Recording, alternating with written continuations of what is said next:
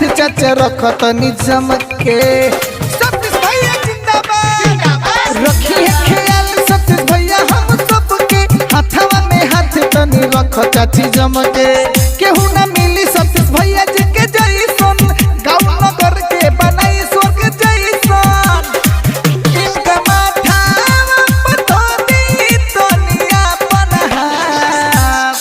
ए बाबू सही कहला, सतीश बबुआ जैसन केहू नहीं खाई नहीं के जीता। सतीश भाइयों जिंदाबाद, रामपुर के जनता जिंदाबाद। सतीश भाइयों जिंदाबाद, रामपुर के जनता जिंदाबाद। कहदारे पूरा राखेम हम तो रामपुर की आबाद। सतीश भाइयों जिंदाबाद, रामपुर के जनता जिंदाबाद। सतीश भाइयों जिंदाबाद, रामपुर के जनता जिंदाबाद। रामपुर पे आप लोगों से विनती है कि किसी के बहकावे में ना आए और अपने सतीश भैया को बहुमूल्य वोट देकर अब की बार के चुनाव में इन्हीं को विजयी बनावे, इन्हीं को विजयी बनावे।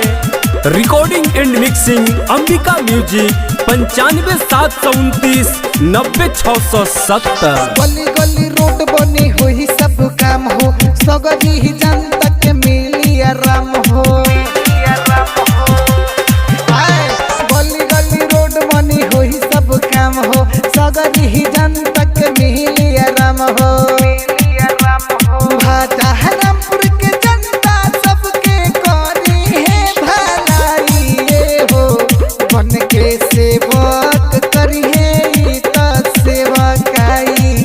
सब गरीबों के दिल में रखी है, छोड़ी है नहीं साथ।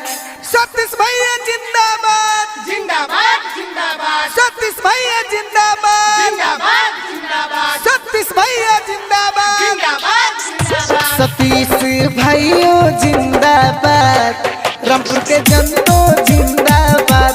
सतीश भाइयों जिंदाबाद, रामपुर के जनता जिंदाबाद। सतीश भैया सबके घर जा रहे हैं, सभी से विनती कर रहे हैं और कह रहे हैं कि ये चाचा ये चाची हमको बस एक बार मौका दो, मैं दिल से विकास करना चाहता हूँ चाचा। चंदन निगम नीरज आनंद मोहन हो, कहेला धर्मेंद्र काम चले दाना दोनों हो।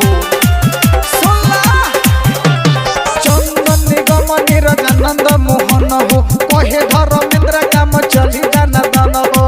एक बेर मौका देके देखो कहता रे सतीश भैया, बेटा बन के रहब हम तोहार चाची। कहता रे उत्तम शर्मा, कहता रे हथवा जोड़ी, नहीं के विजयी बनाव भैया। भौजी तेरी जन लगई हाथी हो सतीश भाई की वोट। एहू सतीश भैया, एहू सतीश भैया, एहू सतीश भैया। सतीश भाइयों जिंदाबाद।